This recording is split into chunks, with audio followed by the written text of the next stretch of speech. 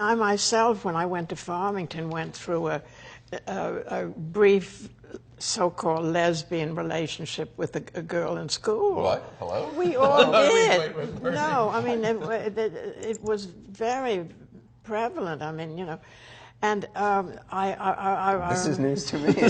So this wasn't in the book. This wasn't. You didn't mention this in the book, Mom.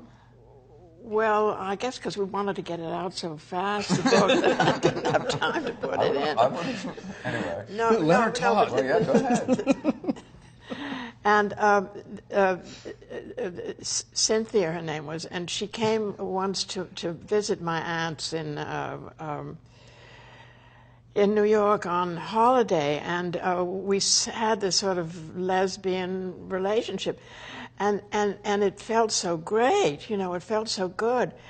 And yet I thought there's something about this, and this is before the thing of I knew about my mother, and yet I thought, no, this is something that's not really what I want, you know. And it was very brief, you know. And how old were you? I was 13. Yeah. And so I think many almost everybody goes through at one point, whether they turn out to be forever and ever what they.